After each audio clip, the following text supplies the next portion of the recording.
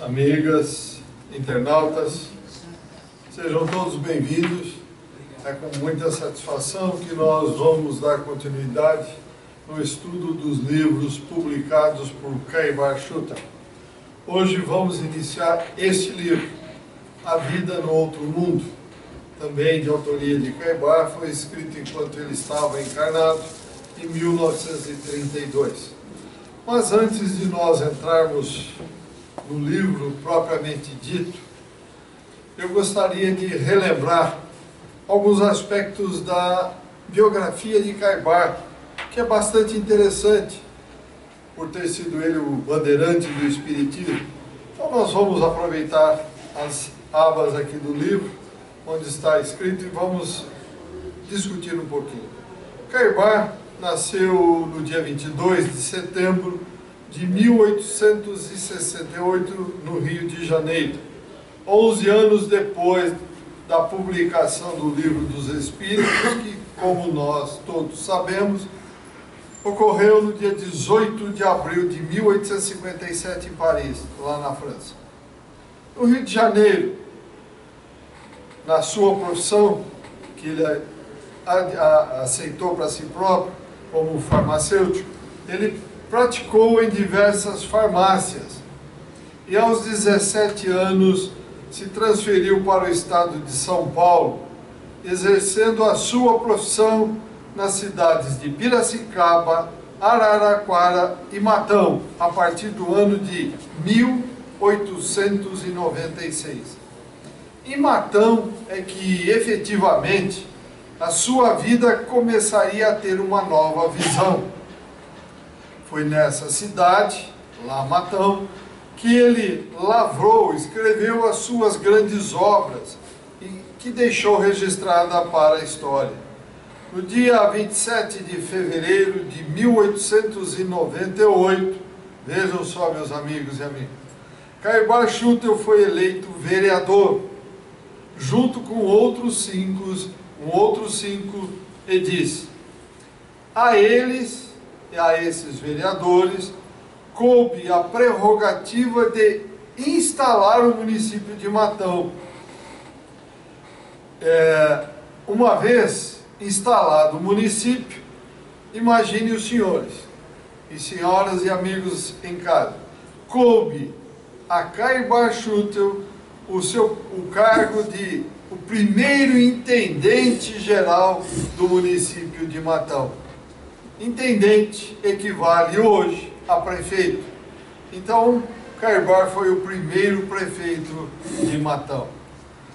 Um adendo que eu faço aqui, que eu li em outra história, em outra publicação, Caibar era tão minucioso, tão observador das finanças do município, que ele próprio anotava todas as entradas financeiras e todas as despesas, e publicava e mostrava para todos os munícipes. Mas continuando o que aqui está escrito a respeito, em 1904, Caibar toma contato com o Espiritismo, e a partir daí foram 34 anos como espírita convicto, de 1904 a 1938, onde, ao mesmo tempo em que se dedicava à divulgação do Espiritismo, ele fez questão de exercitar a prática da caridade. Fundou lá em Matão o Centro Espírita Amantes da Pobreza, atualmente chama-se Centro Espírita O Clarim, quando, em 15 de julho de 1905, um mês depois fundou o jornal O Clarim, e em fevereiro de 1925, a Revista Internacional de Espiritismo. Revista esta e o jornal que até hoje são publicados. Escreveu no todo 16 obras doutrinárias, entre elas os clássicos Parábolas e Ensinos de Jesus, a Vida e Atos dos Apóstolos e o Espírito do Cristianismo. Estas três obras nós a discutimos integralmente aqui. Esta obra que é esta aqui, que ora apresentamos, diz o editor. Revisada em novo formato, foi escrita em 1932 e mostra a visão de Cairbar Schutel, a visão vanguardeira ao abordar a vida no outro mundo, mostrando as atividades desenvolvidas pelos espíritos e os locais de suas realizações, bem como os mecanismos de suas atividades. Para Cairbar Schutel, considerando ser ele o bandeirante do Espiritismo, a outra vida não é uma concepção abstrata, mas constitui um mundo complexo, digno de atenção, e onde acumulamos nossos melhores tesouros, tesouros incorruptíveis, que nos garantem a verdadeira felicidade. Fiz questão de ler esse preâmbulo a respeito da vida de Cairbar Schutel, só para nós termos em mente que não foi à toa que ele recebeu o título de bandeirante do Espiritismo. Ele se dedicou com muita dedicação e, sobretudo, praticou a caridade, que é fundamental para nós que nos dizemos espíritas cristãos. Não basta ler a teoria, mas o mais importante, colocá-la em prática. E ao colocar em prática, nós estamos admitindo, aceitando e definitivamente utilizando os ensinamentos do Mestre. Amor a Deus e amor ao próximo como a nós mesmos. Então vamos ao prefácio do livro, que é curto, mas interessante. Diz textualmente Cairbar: quando eu escrevi O Espírito do Cristianismo, eu julguei que seria a minha última obra, à qual eu teria que dar a publicidade. E me alegrei por haver desinteressadamente levado aquela insignificante contribuição para o erguimento do verdadeiro templo espiritual que o Espiritismo veio construir para abrigar a humanidade. Na verdade, diz Cairbar Schutel, não me passava pela mente a ideia de um novo trabalho. Satisfazia-me com a publicação de artigos filosóficos e doutrinários, com os quais procurava manter acesa a lâmpada da fé, onde nos corações daqueles que me têm dedicado a sua amizade e simpatia. Um dia, porém, lembrei-me de que há muito tempo havia eu escrito uma conferência, cujos ensinos eram inéditos naquela época e vinham trazer nova luz sobre a vida além da morte. A doutrina expedida nesta conferência fora ilustrada com alguns mapas que formavam um esquema de confronto entre os mundos do nosso sistema planetário e outros mundos, representativos do que? Das estrelas, majestosos sóis, centros de outros tantos sistemas que representam as muitas moradas da casa de Deus, lembradas por Jesus, segundo refere o evangelista João. Assim também, os desenhos faziam lembrar os asteroides, os cometas, os mundos que sulcam os universos, quais frotas flutuantes, levando em seu dorso humanidades que caminham para a perfeição, o bem e o belo, para a glorificação do Supremo Criador. Passado alguns anos, diz Cairbar, continua ele textualmente, eu verifiquei que a doutrina expedida nesta conferência não era ficção, nem era mera fantasia de uma exaltação pela imortalidade, que porventura me afagasse o coração, visto que outros tantos escritores e médiuns nos haviam transmitido as mesmas verdades, embora em países diferentes e bem distantes dos nossos e em outros idiomas. Esse fato me incitou a escrever um novo trabalho, que com justa razão deve intitular-se A Vida no Outro Mundo. Pus as mãos à obra, e eis que consegui, com o valoroso auxílio dos meus protetores e dos caros espíritos que dirigem o nosso movimento, entregá-lo à publicidade. Como nas demais obras, não me incomodei com a forma, unicamente fiz questão de que as expressões que traduzem os conhecimentos que me foram dados receber, essas expressões deveriam exprimir exatamente as ideias que desejo ver propagadas e conhecidas por todo mundo. Esforcei-me o mais possível para usar de uma linguagem popular, acessível a todas as inteligências, porque sei que esta obra terá mais divulgação entre os humildes e desprovidos da literatura que adorna aqueles que tiveram tempo e dinheiro para se ilustrar na arte do falar bonito. O meu fim é levar a consolação aos aflitos, a fé aos descrentes, a verdade àqueles que por ela anseiam e trabalham. E conclui Carvalho Schutter: se este livro concorrer para estancar lágrimas de amor pela separação de entes queridos e pela iluminação de cérebros que se consideram vazios de espiritualidade, eu me darei satisfeito com este trabalho.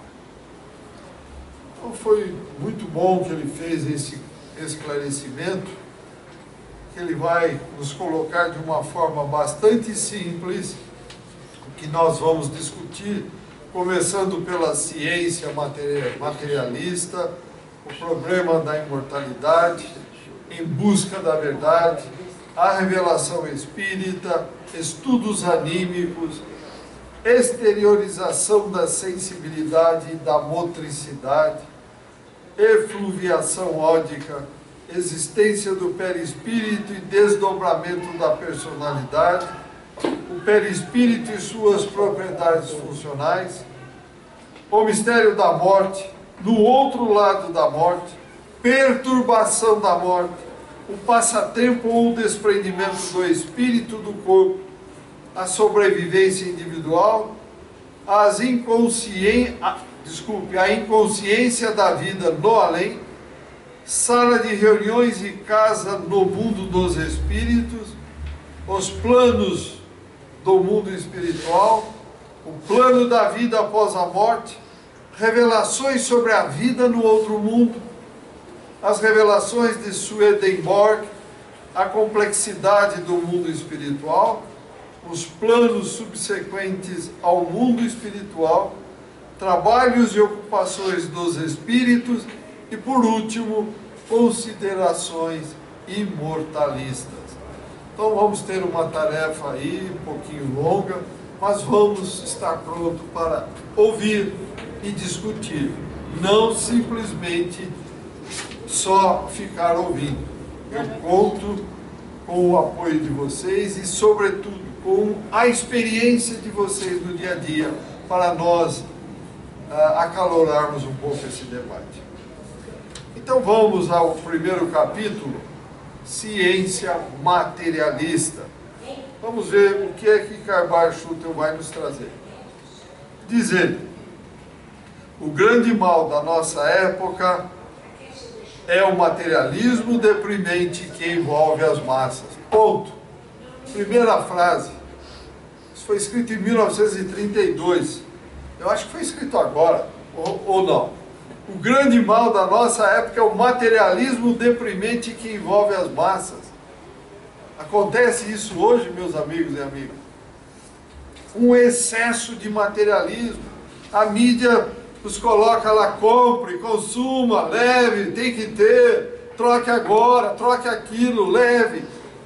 É um excesso. Por toda parte a descrença e a ignorância fazem vítimas, matando corpos e adormecendo almas.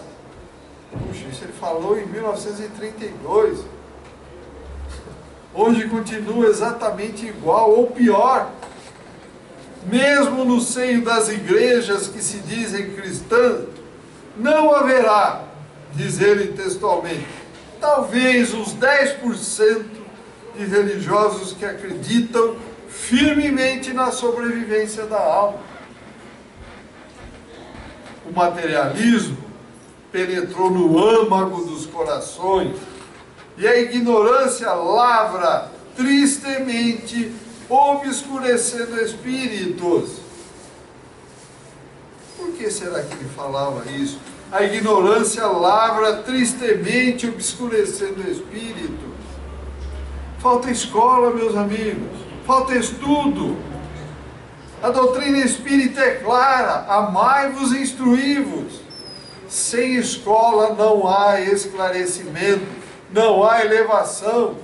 Eu brinco sempre, vou brincar mais uma vez. Não adianta colocar o livro embaixo do braço, imaginando que por osmose nós vamos aprender. Não.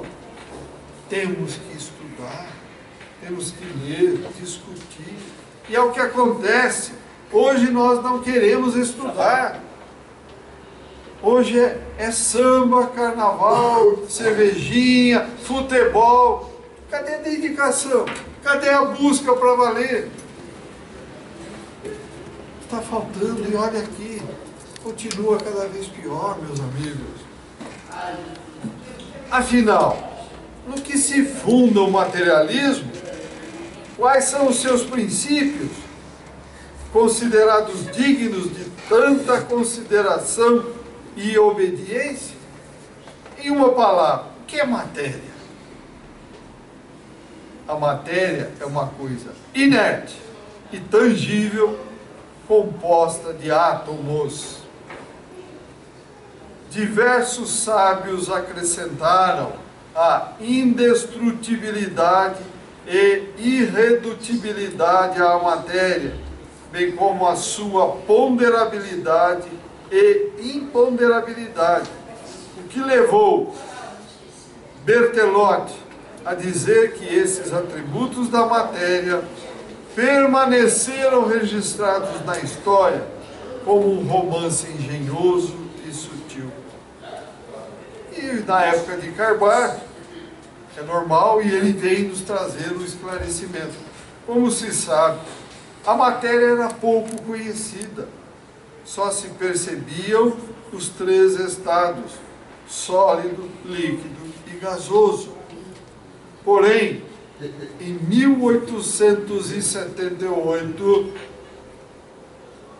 que o estudo da matéria recebeu um influxo mais positivo. Na mesma ocasião em que Dave fazia conhecer a dissociação dos compostos químicos por uma corrente elétrica, William Crookes, no seu trabalho sobre física molecular, demonstrou a existência de um quarto estado da matéria, metagasoso ou radiante, e acrescentou em suas conclusões que esse estado radiante é material, concluindo por isso que a matéria não é somente um modo de movimento que passa do estado sólido ao etéreo de onde veio. Então vejam só, mas por que a matéria? Antes de nós continuarmos a colocação aqui de Carbar-Schutter, qual é o tripé do universo? Deus, Espírito e matéria. Deus criou o Espírito para que interaja na matéria, dê movimento à matéria, sinta as dificuldades da matéria, passe pelas experiências necessárias para retornar espíritos elevados ao Pai. Então, a matéria tem essa finalidade, ela por si só é inerte. Mas quem é que movimenta a matéria? O Espírito. Com que ela movimenta, o Espírito movimenta a matéria? Com o quê? com o fluido vital, ou o fluido animalizado, ou o ectoplasma. Se não tiver, ele não consegue movimentar a matéria. E esse fluido, onde é que está? Está aí no universo. Podemos gastá-lo à vontade? Deus não proíbe nem obriga ninguém a nada. Existem as suas leis. Eu venho para a matéria e acho que eu devo gastar todo o meu fluido vital fazendo bobagem. Eu queimo esse fluido vital antes da hora. E termino o meu tempo, eu vou embora. O fluido vital só será recomposto se eu estiver fazendo coisas boas, fazendo bem. Fazendo mal, eu perco e não recomponho. Então, está na mão de quem a evolução na matéria? De cada um de nós. O caminho nós temos, a base nós temos. Basta utilizar a matéria adequadamente para que nós, rapidamente, não precisemos mais vir até a matéria. Passemos pelas experiências, mas uma vez passada não precisa ficar martelando como nós estamos. Há quantas encarnações nós estamos marcando o passo e não aprendemos? O que vemos os nossos irmãos matarem por bobagem, roubarem, causarem prejuízo. Políticos terríveis que acham que estão roubando, dando um prejuízo ao erário público, que não vai acontecer nada. Lê do engano. O plantio é livre, mas a colheita é obrigatória. O nosso tempo não é o tempo de Deus. Então, para nós queremos a resposta agora. Mas Deus sabe, no momento certo, tudo ocorre. Algum comentário, alguma pergunta até aqui? Para nós continuarmos lendo o que o Carbar nos trouxe? Nada? Então vamos em frente. Continua Carbar então. Logo depois que se achou o quarto estado da matéria, o ilustre físico inglês Sir Oliver Lodge fez uma comunicação à Sociedade Real de Londres sobre a matéria, cujas conclusões se resumem da seguinte forma: a evolução ou transmutação da matéria foi experimentalmente posta em evidência pelos fatos da radioatividade. Os átomos pesados dos corpos radioativos parecem desagregar e lançar no espaço átomos de peso atômico mais fraco. Eram, para Lodge, cargas iônicas que outros cientistas, entre os quais William Crookes, chamaram de elétrons. Então vejam, a matéria, ela se decompõe. A matéria, como diz André Luiz, é luz coagulada. Então há uma chance de se decompor a matéria. Os estudos com os aceleradores nucleares aí já está mostrando para a gente. E já chegamos até na partícula de bóson aí no tijolo do universo. Então, é possível aprofundar? É possível aprofundar. Só nos aprofundaremos para valer o dia que nós estivermos em consonância com o universo. Paz, que não temos, amor, harmonia e equilíbrio. Estamos em paz entre nós, seres humanos? Está aí guerra no Iraque, guerra na Ucrânia, guerra na Síria, guerra na África e um monte de outros desentendimentos que não deixam com que nós tenhamos possibilidade de dar um salto gigantesco, como disse Chico Xavier. Se nós conseguíssemos nos unir, amar a Deus e ao próximo como a si mesmo, não provocando nenhuma guerra, nós daríamos um salto inimaginável em termos de conhecimento e realização. Infelizmente, o que nós estamos vendo? Em pleno século XXI, bombardeio lá em Gaza e não para, dá uma trégua, começa de novo. Vou repetir: Síria, Iraque, Ucrânia, e o que mais que tem aí? Tem um monte de coisinhas, rusgas daqui, rusgas dali, Cadê o espírito de coletividade? Cadê o espírito de agradecimento a tudo que nós temos na terra? As plantas, os animais, o ar, o sol, essa luz magnífica que nós temos, que mata tudo quanto é germe que nos prejudica.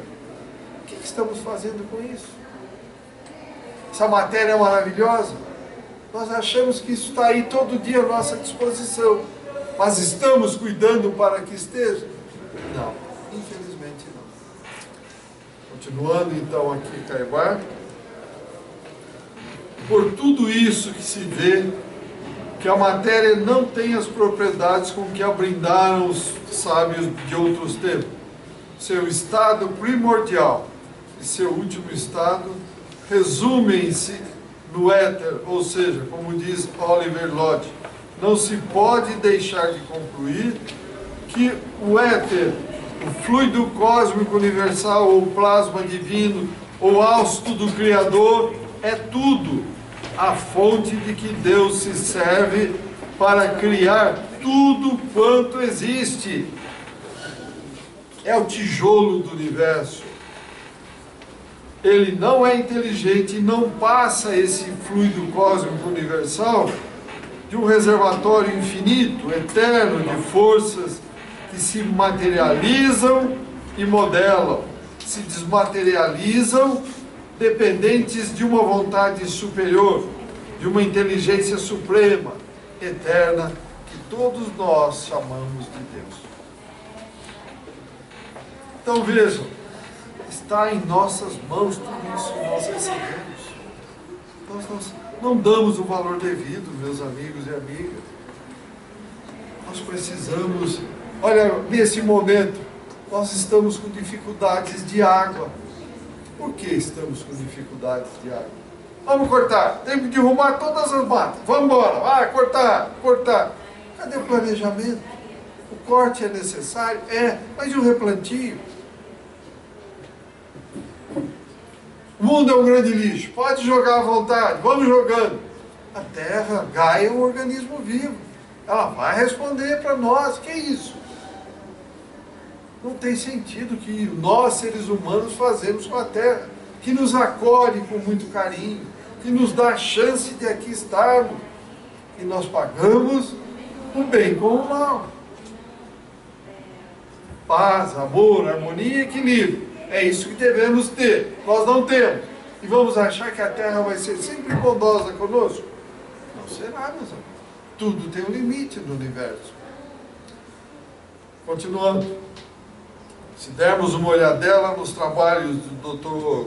Gustave Le Bon, veremos que, segundo a ideia deste ilustre homem de ciência, como de outros físicos, a matéria não é senão, veja, isso aqui foi escrito em 1932. Olha aqui.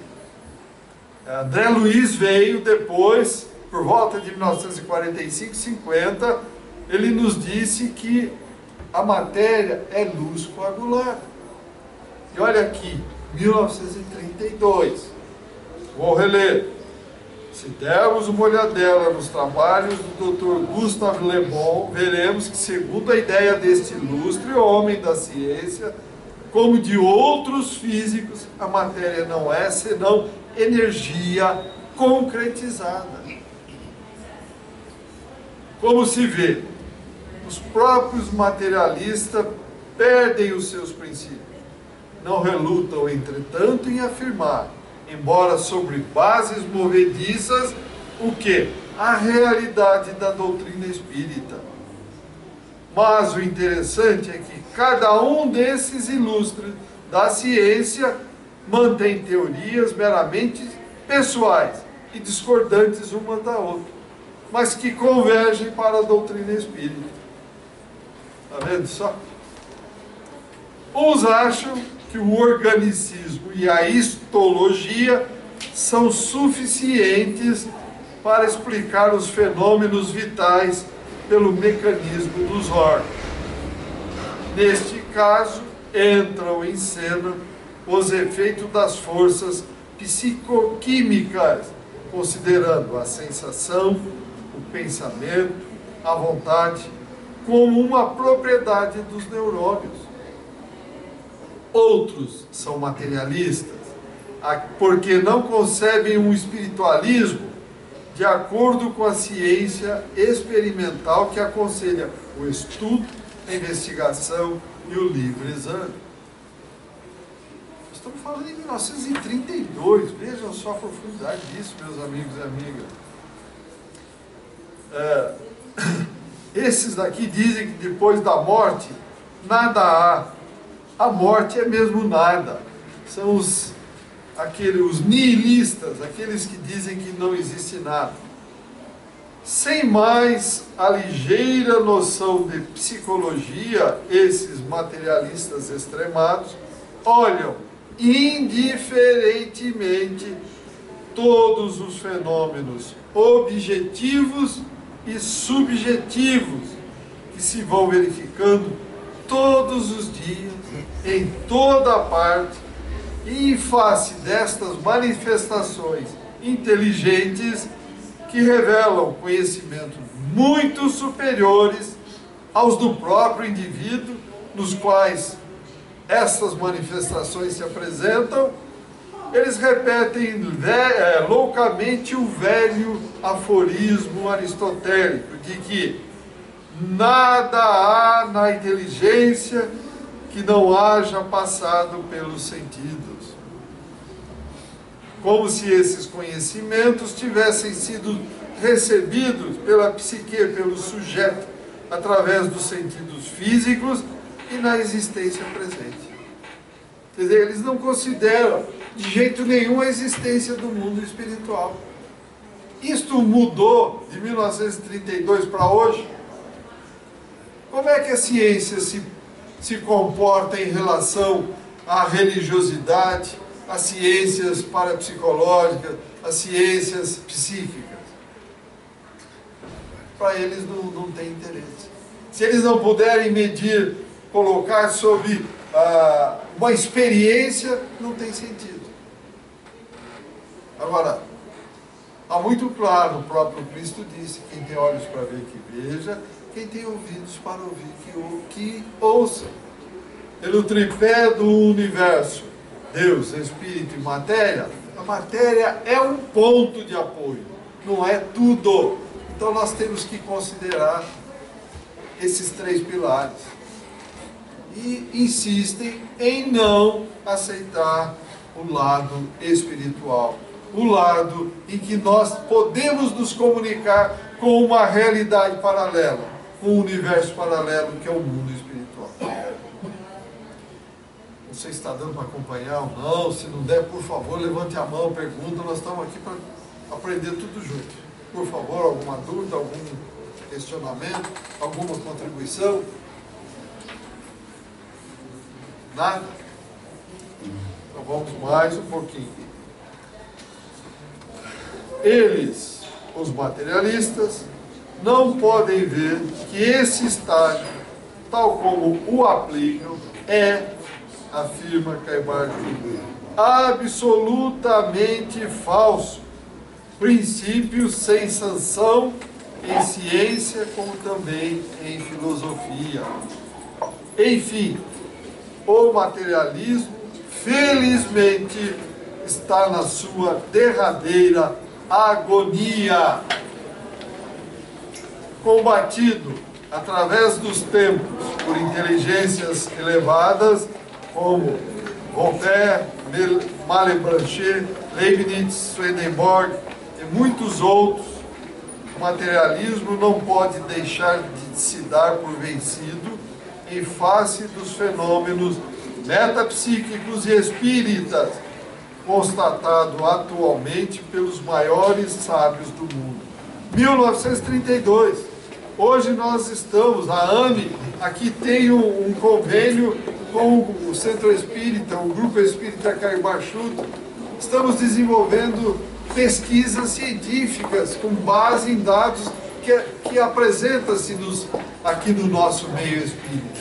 Então já teremos vários trabalhos publicados, e mesmo assim, não aceitam. Repito, o pior cego é aquele que não quer enxergar.